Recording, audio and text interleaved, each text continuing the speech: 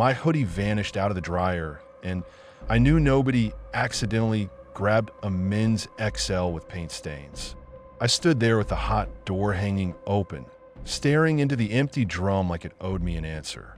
I've been 10 feet away the whole cycle, half scrolling, half watching the rows, because that place felt like a bus station with soap. The rest of my load sat on top of the dryer. Jeans, tees, socks, everything except that hoodie. I checked every basket.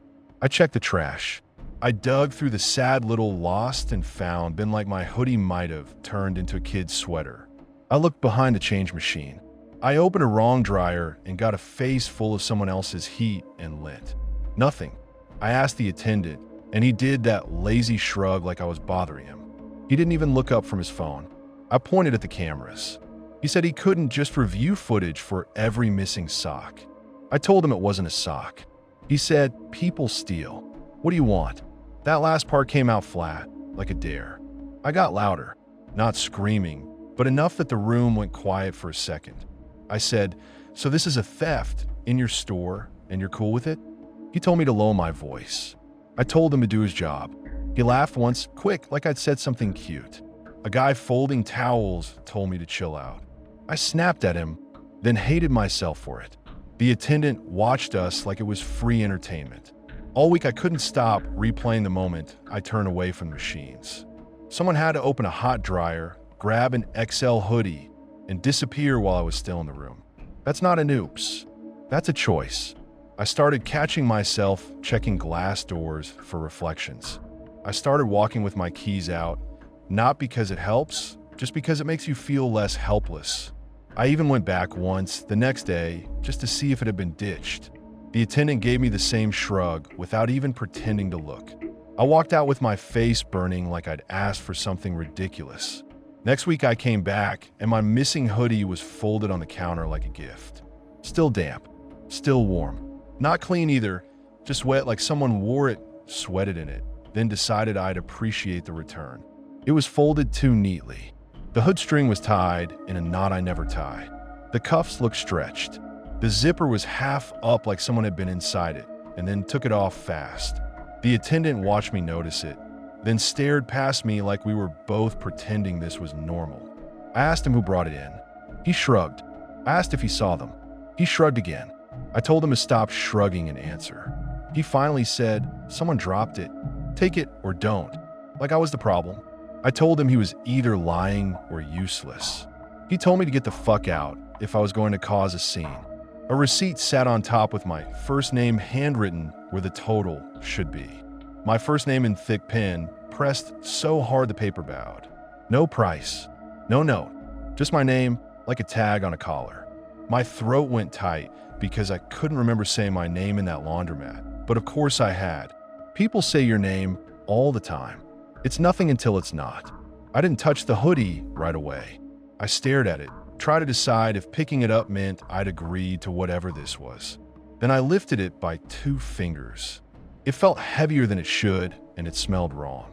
Not my detergent, not even clean, just that big jug blue soap and sweat underneath, old and sour, like it had been kept damp on purpose.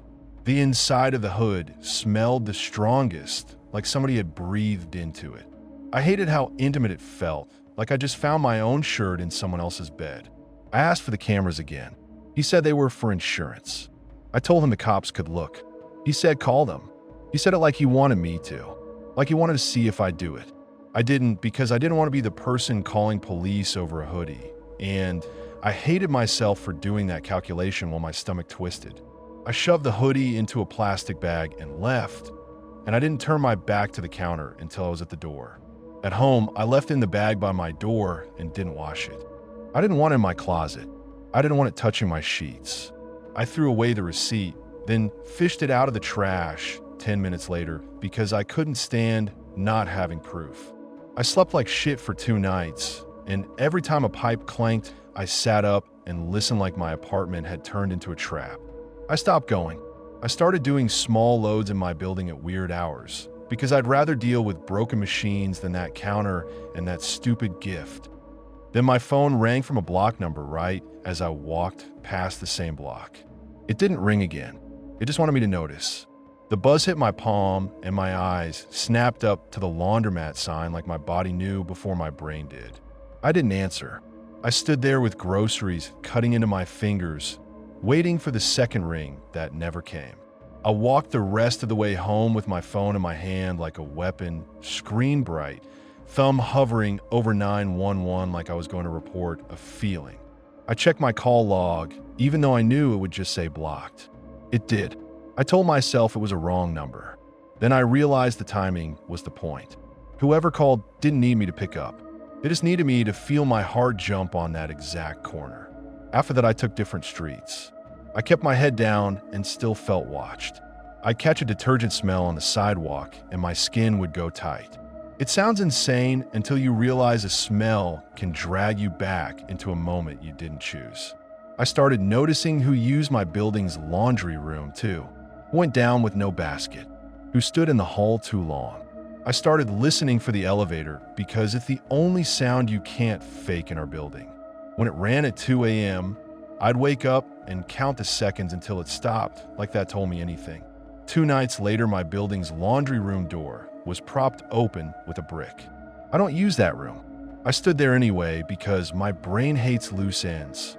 The brick looked like it had been carried in from outside, gritty and cold, set with intention. Our laundry door is supposed to latch on its own. With the brick there, it couldn't. It just stayed open like an invitation. Inside, one machine ran empty, thumping like a heartbeat. The lid window showed nothing but spinning water slapping the sides. Off balance. On purpose. Thump, thump, thump. The sound filled the little room and then leaked out into the hall like it wanted an audience. I stood in the doorway listening, and it felt like the room was trying to keep time with me. Then I saw the dryer beside it. The glass was fogged, and something dark flashed with each turn.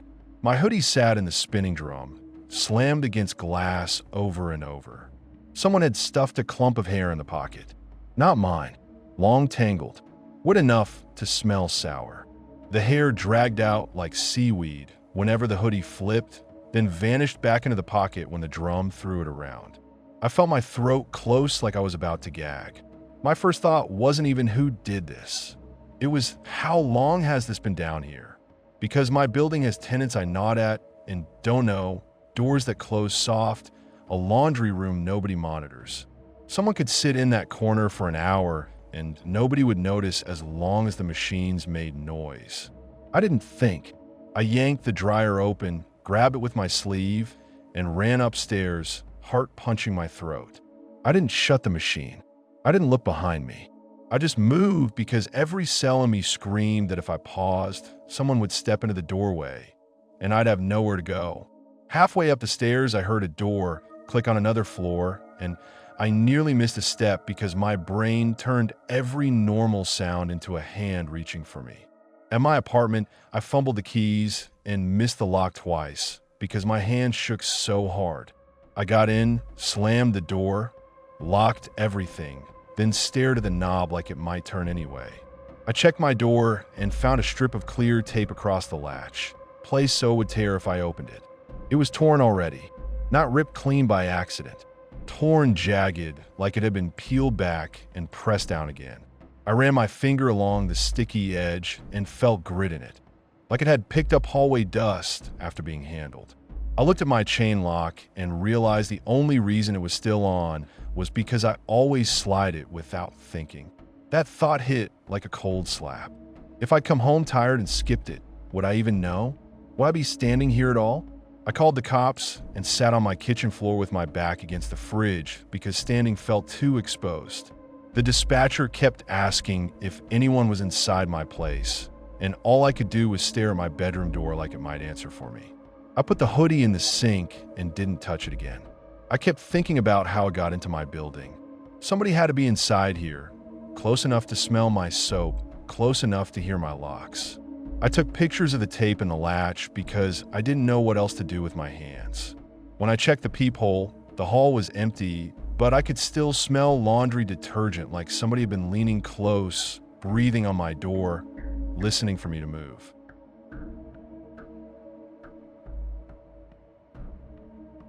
His apartment always smelled like bleach and cheap air freshener. He told everyone it was because of the animals, like that explained the dead quiet behind his door. You'd step off the elevator and that chemical bite would already be in your nose, like somebody cleaned a crime scene, and then try to cover it with dollar store spring rain. No barking, no meowing, no little scuffles, nothing. Just that smell and the weird calm. He looked normal, too, which is the part that makes me feel stupid now. Clean clothes, polite smile in the elevator. Always held the door like he was a decent guy. I clocked the smell, clocked the silence, and still did what everyone does in apartments. I shrugged and kept walking. I even defended him once when someone called him creepy.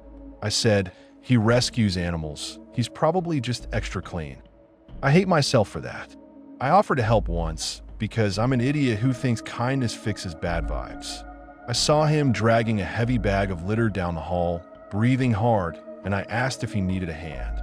He lit up fast, shoved a bag of kibble into my arms, and started talking fast about fosters and rehoming, never letting me step fully inside. He stood in the doorway like a dam guard.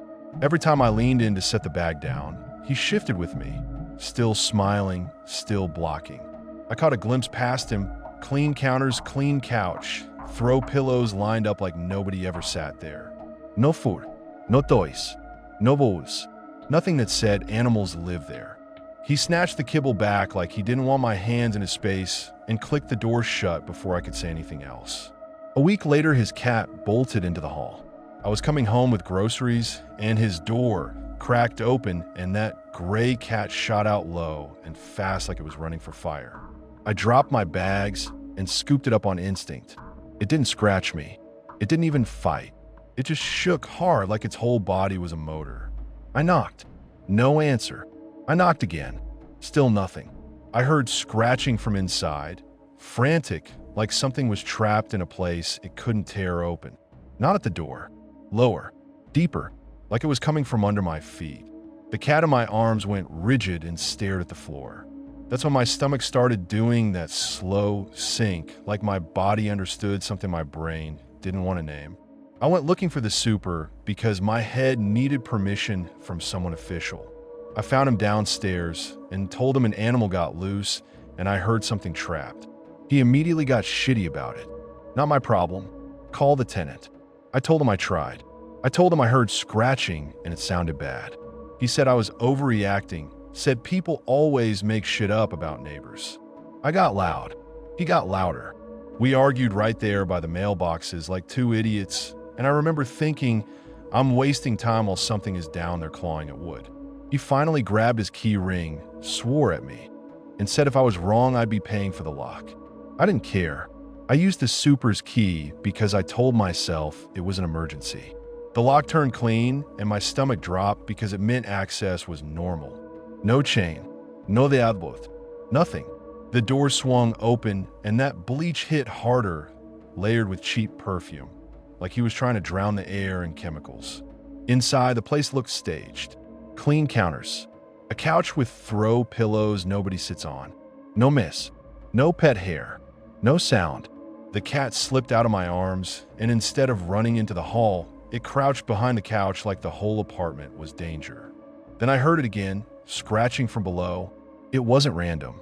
It had rhythm, like a body throwing itself at the same barrier over and over. I walked toward the sound, slow, because my legs suddenly didn't trust the floor. In the living room, the rug sat too perfect, corners flat like it had just been placed. I lifted it and my throat tightened. A trapdoor sat under a rug. Fresh screws, fresh sawdust. I yanked the rug back and opened it and got hit with heat and piss stink so strong I gagged. It came up like a wave. Hot, wet, ammonia thick. My eyes watered. I swallowed bile. The scratching below went crazy the second the door moved. Like something sensed air and went feral trying to reach it. I leaned over and shined my phone light down. The beam hit raw wood framing, new and rough like somebody built a box under his floor. Then the light hit plastic bars. Stacked crates. Too many. The basement space held stacked crates, not for storage. Crates with bowls zip-tied to the bars. Some were empty. Some weren't. Eyes reflecting my phone light. Quiet, resigned, like they'd learned sound doesn't help. Cats pressed into corners. A small dog curled tight, formatted with piss. A rabbit barely moving, eyes wide. I saw one paw push at the bars and the zip ties held. That little detail snapped something in me because it wasn't sloppy or accidental. It was planned. It was meant to keep them contained even if they fought. I saw dried food stuck to a bowl. I saw water cups bone dry. I saw stains on the plywood where bleach had been wiped over shit, like someone was trying to erase a problem instead of fixing it. My phone light swept past an empty crate, and I caught a collar and a clump of fur, and my brain tried to imagine the missing part, and I had to stop because I felt like I was going to black out. I slammed it shut and ran into the hall and hammered on doors until someone opened. I didn't even pick which neighbor. I just hit the closest door with my fist until it rattled. A woman cracked it open and I started blurting words. Under the floor, cages, animals, like I could force reality into her. She looked at me like I was insane until the smell clung to the air between us and her face changed. She opened wider, then immediately shoved her kid back inside and shut his bedroom door. I called animal control and police at the same time because my hands wouldn't stop shaking. I kept dropping my phone. I kept wiping sweat on my jeans like that helped. Dispatch asked if I had permission to be inside. I said I used the super's key. I heard something trapped. Send someone now, please. The super started yelling in the hallway about liability, about me being a dumbass, about how he was going to lose his job. I turned on him and told him to shut the fuck up and stand there because he was part of this now. Neighbors started coming out, drawn by the shouting and the stink. Someone filmed. Someone swore. Someone banged on the wall like that would fix it. When the cops showed up, at first they moved slow, like it was a noise complaint. One of them asked if I was sure it wasn't just a lot of pets. I didn't even answer. I just marched them inside and opened the trapdoor again. The piss heat hit them, and one officer gagged and backed up. The other one crouched, flashed his light down, and his whole face went flat. No more doubt. He called for more units. Animal control rolled in right after with carriers and gloves, and that tired looked like they'd seen hell before. They didn't ask me a bunch of questions. They went straight to work. They took the animals out one by one. They cut zip ties. They lifted crates up through the hatch. Some animals fought weakly. Some didn't move at all. The hallway filled with plastic scraping tile and small scratch noises and the soft, broken breathing of things that didn't have energy left for panic. Neighbors shouted. The super stood there sweating, suddenly quiet, suddenly trying to disappear into the wall. He came home while officers were there. He didn't look surprised. He looked pissed, like I'd broken his rules. He kept staring at me, not the cops, like he wanted to burn my face into memory. He didn't rush to the animals. He didn't ask what happened. He didn't plead. He just watched them carry crates out like they were stealing from him. An officer blocked him and told him to stay back, and he actually listened. Not because he respected them, but because he didn't want to make it easy for anyone to read him. He just stood there, jaw tight, eyes locked on me every time I moved. I felt it in my skin, that cold attention, like he was storing my face away for later. They kept pulling carriers up.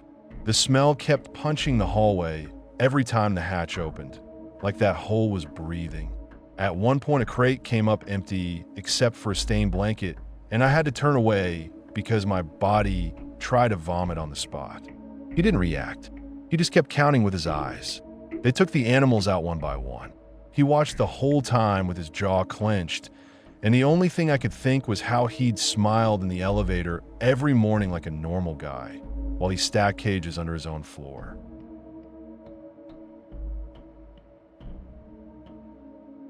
My address showed up online in a thread I'd never seen, typed out clean with my apartment number like a dare. Within an hour, my phone blew up with unknown calls. Not a couple, dozens, back to back like someone set a timer. I let them ring, then voicemails came in, breathing, a laugh, somebody saying my street name slow. I blocked numbers until it felt pointless. New ones kept appearing. Then my email lit up with password resets and new sign-in alerts. Somebody wanted me tired and sloppy, like they were sanding me down. Within a day, my front desk got complaints about me that made no sense. Noise at hours I wasn't home. A smell, a woman screaming. That last one wasn't random. It read like a reason, like someone building a story that would justify an official knock, then a key, then a forced entry with a straight face. I went downstairs and asked who filed them. The desk guy gave me that service smile and said he couldn't share names. I told him this wasn't petty, this was somebody testing what would stick. He kept repeating policy until I stopped asking, because he wasn't going to help me and I wasn't going to beg. I dragged the manager into it. She stood there with her arms crossed, acting like I was pitching drama. I showed her the thread with my full address and unit. She glanced and pulled back like my phone was dirty. She said they can't control what's online. I said they can control who gets access to keys and fobs. She said complaints have to be documented, and if they keep coming, it becomes a lease issue. That was bullshit, and she knew it. I asked if she was seriously threatening me because someone else was harassing me. She told me to lower my voice and stop accusing staff. That afternoon, an email hit residents. They needed to inspect units for a leak. No date, no time window, no work order number. Just a line about how failure to provide access may result in entry. It felt like the complaints grew legs and walked into policy. I replied asking for a schedule, a name, anything I could hold on to. I got one sentence back. Maintenance will access units as needed to locate source. I called the office. No answer. I went down there. Door locked, blinds half shut, like they decided the whole floor could fend for itself. I didn't sleep. I checked my deadbolt, then checked it again. I shoved a chair under the knob. I kept my phone charged and the camera app ready. I hated myself for it, but I kept refreshing the thread too, like staring at it might make it less real. The calls slowed overnight, then started again in the morning. Somebody was keeping score. The next afternoon, someone tried my door with a key. I wasn't expecting maintenance. I didn't open. I watched through the peephole. A guy stood there in a building polo with a clipboard held too high, covering his lower face. No toolbox, no card. He didn't knock first. He's turned the key, stopped, turned it again, slower, like patience was part of the plan. Then he went still, listening like he wanted to confirm I was inside. I backed away because I didn't want my shadow to hit the peephole. My phone buzzed. Unknown number. Let him in. My stomach dropped like I missed a step. I hit record and pressed my phone to the peephole. I called 911 and kept the line open. I told the operator my address, my unit, that someone was using a key, and I did not authorize it. While I was talking, my phone kept vibrating with more unknown calls. I let them ring because I needed the 911 line more than I needed answers. He tried the key again, slower, like he was savoring it. Then he tapped the door twice, not a knock, like a count. 1, 2, pause. I didn't answer. I shoved the chair tighter under the knob and stood back. The operator asked what he looked like. I said polo, cap, clipboard covering his face, keys in his right hand. I could hear him breathing through the door, hard and angry, like I'd ruined his timing. He leaned in once, close to the peephole, like he was trying to look back at me. He couldn't, but it still felt like a message. Then he stepped away. I heard the stairwell door click, and then his breathing, still close, like he'd posted up just out of sight. Like he expected me to crack the door the second he vanished from the peephole. I didn't move.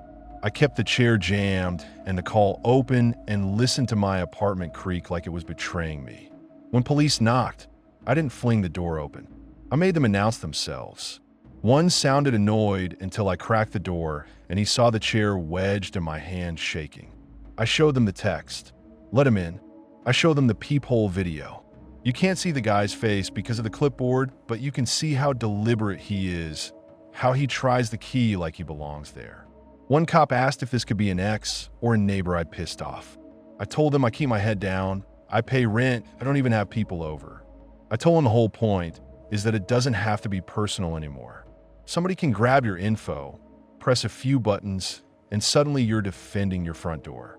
We went to the lobby. The desk guy looked trapped between his job and reality. The manager came out like I'd inconvenienced her day.